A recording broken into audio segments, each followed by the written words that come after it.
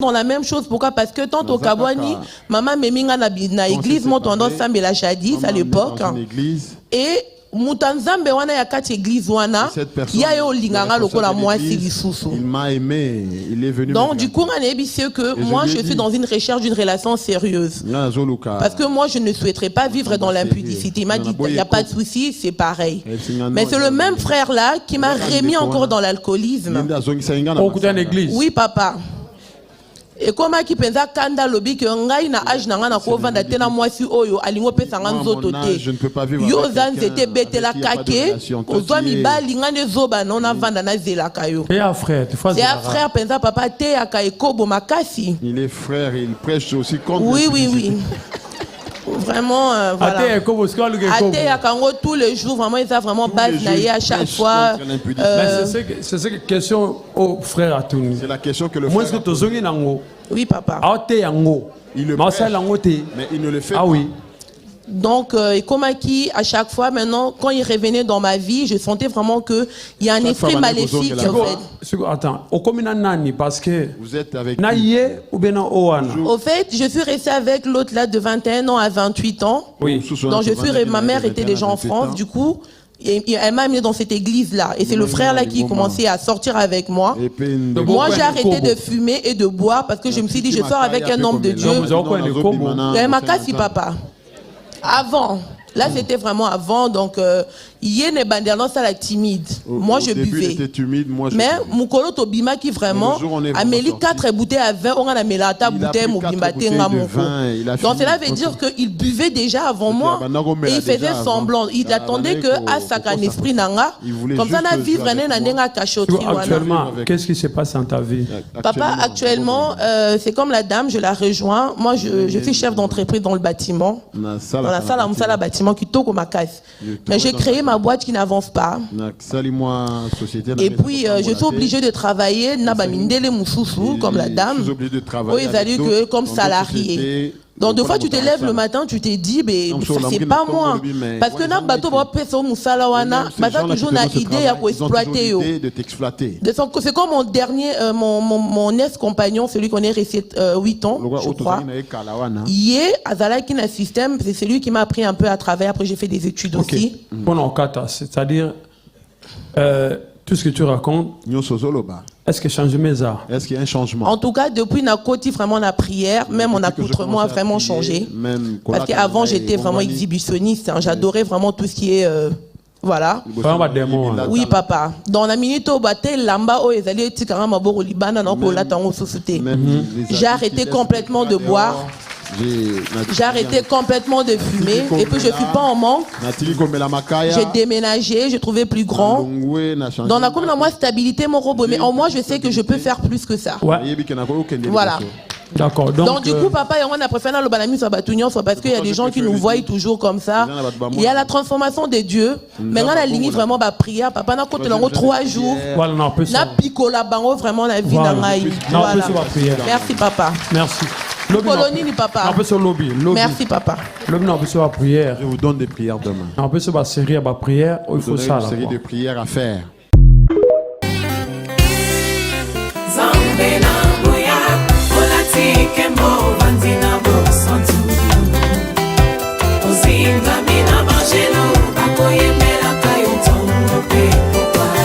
Bande on a bosanaki moi eloko moko ndeko mwasi oyo après avoir kolongola maboko ya tata ndoki mama bango amemaki na église moko songolo oyo mosali na nzambe ya église wana moto akoma kobima na ye lokola makango ateyaka bikobo me ye moko ekobiste monene aza koyebisa ye mpe ke non akoki jamais kovanda na mwana mwasi oyo apesaki ye nzoto te. Donc pourquoi naye kolobela yango nayebisaka bandeko basi, il faut faire très attention.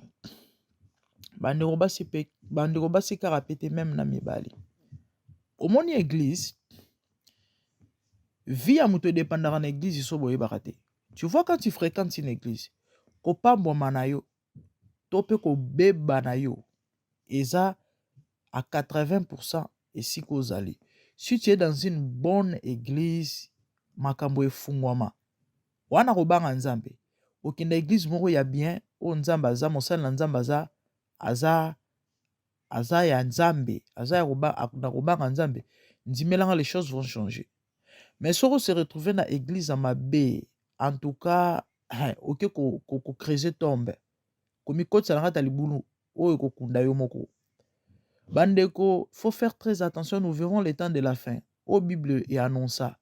Ba faux baleki ebele na ba vrai na bandele. Ba faux serviteur baleki ebele na ba vrai. C'est noir sur blanc dans la parole de Dieu. Makomi zolo ba plusieurs. Plusieurs n'est pas synonyme à la moitié. Plusieurs ne veut pas dire ndambu. Plusieurs veut dire la majorité.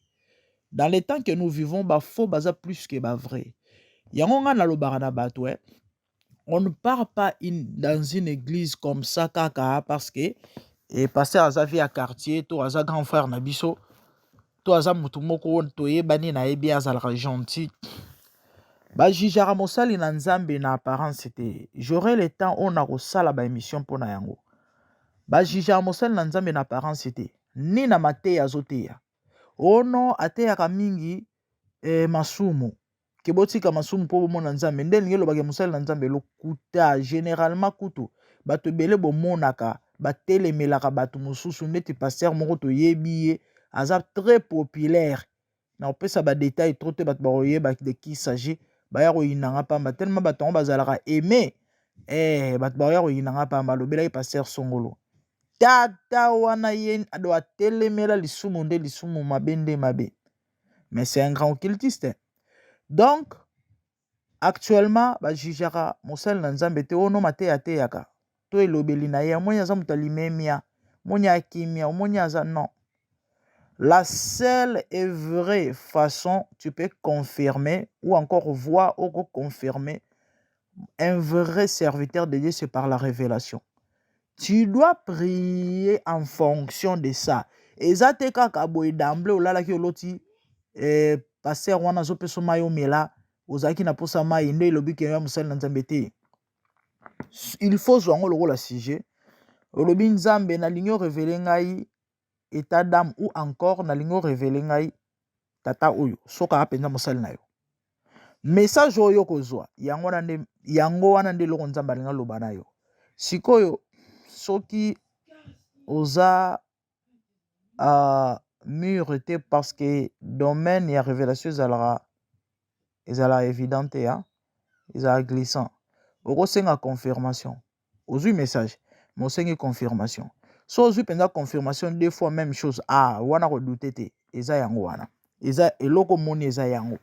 Donc bref ya mukeme ya mutuya ona ngana bakisa avant to chiter une émission oyo eza ke mama papa bakendaka église bikendela te ka pozoka ba témoignage ke kuna mutu abikaki kuna mwasi ya ekomba botaki kuna mutu azanga mukanda azwaki kuna mutu moko akufaki asekwi kuna don nyonso koko yoka to koko mona soki tu n'as pas une révélation personnelle ya o nzamba talisio ya na ko conseiller na bolingo nzambe ko kende te nana expérience makambo yo na yebi ebele par rapport à ba faux serviteurs par rapport à ba église ya mabe ba synagogue à Satan. Pourquoi? Parce que j'ai été victime de ces gens. So na bandi ko expliquer yo au fungola munoko tia moi j'ai à passer dans des églises oyo olongwe mais spirituellement olongwa te sikoso za mutu oyo wana yo faible spirituellement wana on a envie à prière à makasi te kobanga nzambe peta musoza ngo ya malonga te mais esilia yango bomona bato ebele nga benga bango ba aveugle ba sourd miwe aveugle mutu mais spirituellement aza sourd aza miwe et puis aveugle wana très dangereux ba même nde bango wana bango nde penza ba brebis ba lekisaka na betumbelo ba sacrifice ya ba pasteur occulte bango wana bako sacrifier étoile bako sacrifier pe ta musupe vino mobimbo kufi pe na molimo kaka te me na nzoto ba wiya ebele bato ebele bomona bakufa bomi bakanisi ezaka nini oyo balie na famille ebele eza ba sacrifice ya ba pasteur ebele basour miwe aveugle baza ebele yango omoni mwana nzamba solo quand tu te dis chrétien, enfant de Dieu né de nouveau, tu as tout intérêt à okota mozindo. Il y a que développer intimité dans Nzambe pour ba don spirituel et ça là. Et ça partage ya moutunion sans exception. Et ça la ka pona ba pasteur, et ça la ka pona ba prophète. Et a pona moi na Nzambe nyonso malheureusement ba chrétien belé ba tikala superficiel. Pasteur amone la kaye, prophète amone la kaye. Yango beaucoup ya na maboko bato mabe. Tu as tout intérêt à rebonde la Nzambe makasi. Il y a kotanga la Bible, bato bele batanga la Bible et pourtant c'est très important. Des places où acquérir connaissance et puis au fungwa mana molimo. Au monde soza ado en révélation, aux riches. Au monde soza ado en discernement, aux riches. Mais à bado moko ezara exigeant et c'est nga mo ba discipline mo boye. Par rapport à vie na yo yetamboleli tout ça. Siko babato wana po détecter bango so ozana badon wana te eza pasi eza pasi wanoka ozanoka mutama kelele ato zana maîtrise ya nini ya droit ya ongana tanga théologie théologie pe sa révélation te désolé donc mambo na lobi awa na suka eza capital soki vraiment ozwi yango en considération dimela ngai vino ezwa tournir mususu ebele va se retrouver dans l'église de Malamouté. Dans ma boko pasteur Terminator. Dans ma boko pasteur Serpent. Dans ma boko pasteur Scorpion. Yaya. Okufa ya rotala. Okufa mna ofunga mande na lobara. Ndeko mo atuna nga mama okufa mna ofunga masone. Bo bakufa andene. En fait, c'était ça. Ya mukyo na lingana bakisa. Bon, bien que je moi 8 minutes mais ça qui est important tout le belango. Eza peka essentiel na lobby parce que eza eloko oso na lobby na banda ko fungola yango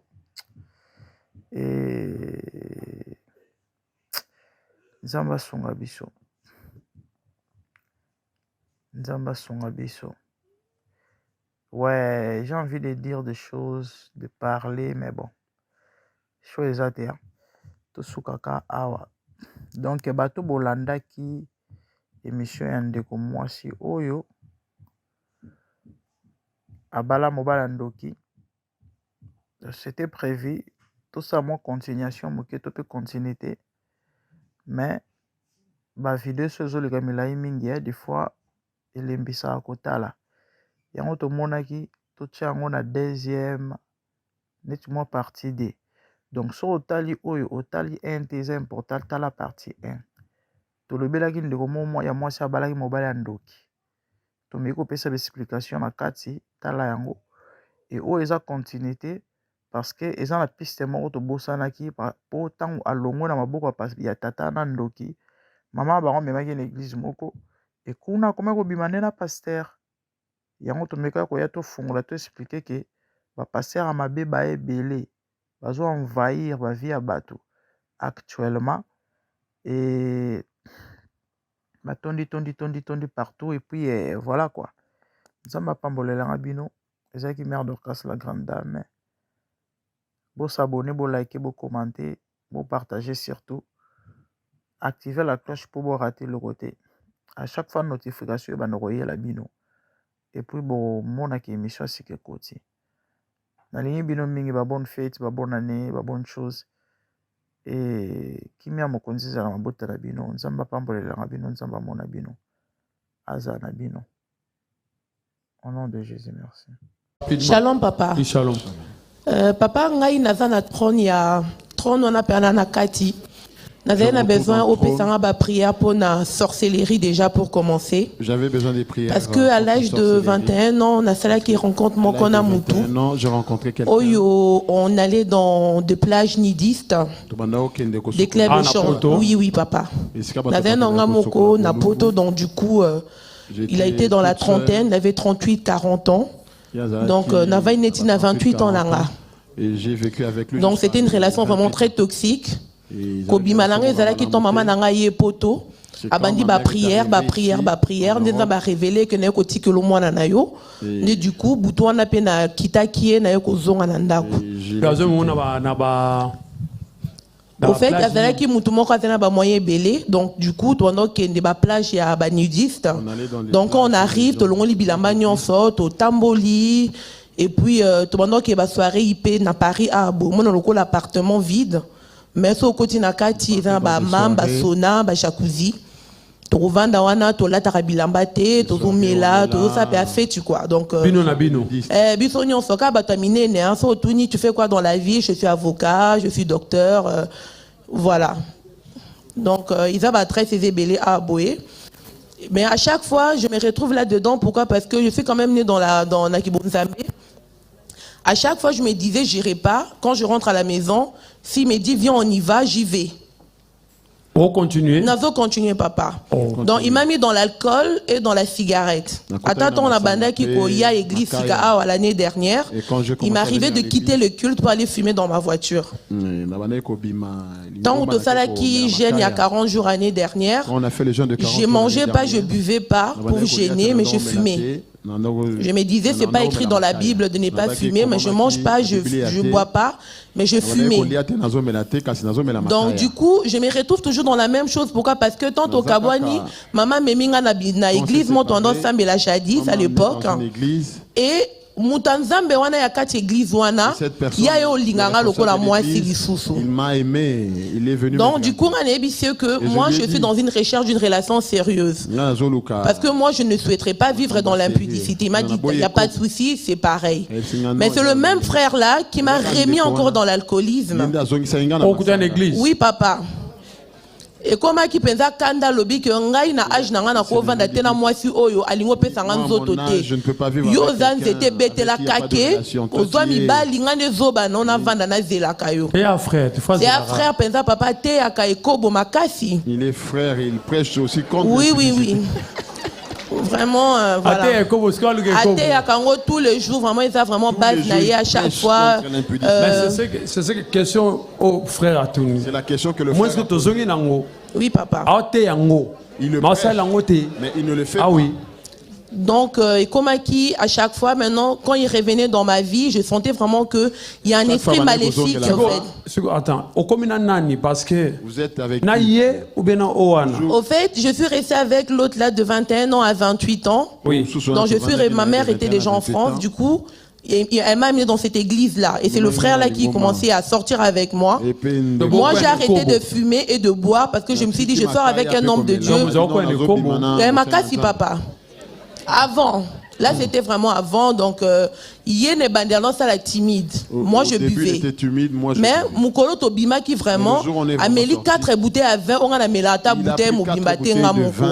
Donc cela veut dire qu'il buvait déjà avant moi et il faisait semblant. Il attendait que à Sakan esprit nanga, comme ça na vivre nanenga cachotri. Actuellement, qu'est-ce qui se passe dans ta vie? Papa, actuellement, c'est comme la dame, je la rejoins. Moi je suis chef d'entreprise dans le bâtiment. Dans la salle à bâtiment qui toque ma casse. Mais j'ai créé ma boîte qui n'avance pas. Et puis je suis obligé de travailler comme la dame. Oui, comme salarié. Donc deux fois tu te lèves le matin, tu te dis mais c'est pas moi parce que na bateau ba peso musala wana baza toujours na idée à exploiter yo. C'est comme mon dernier mon ex-compagnon, celui qu'on est resté 8 ans je crois. Yé azalaki na système, c'est celui qui m'a appris un peu à travers, après j'ai fait des études aussi. Bon kata, c'est-à-dire tout ce que tu racontes, est-ce que change mes arts? Est-ce qu'il y a un changement? En tout cas, depuis Nakoti, vraiment la prière, même mon accoutrement a vraiment changé. Parce qu'avant, j'étais vraiment exhibitionniste. Hein, j'adorais vraiment tout ce qui est... voilà. Oui, papa. Dans la minute où lamba o ezali tikanga maboko libana na ko latango susute. J'ai arrêté complètement de boire. J'ai arrêté complètement de fumer et puis je ne suis pas en manque. J'ai déménagé, j'ai trouvé plus grand. Dans la commune, moi, stabilité, mon robot, mais en moi, je sais que je peux faire plus que ça. Ouais. Voilà. D'accord. Donc du coup, papa, on a préféré le banami sur Batunion parce qu'il y a des gens qui nous voient toujours comme ça. Il y a la transformation de Dieu. Maintenant, la ligne vraiment ma prière. Papa, on a compté 3 jours. Voilà, on peut ça. On a picola bango vraiment la vie d'Angaï. Voilà. Merci, papa. Merci. Colonie ni papa. Merci papa. Lobby, on peut se la prière. Je vous donne des prières demain. On peut se la série à prière. Il faut ça. Une série de prières à faire.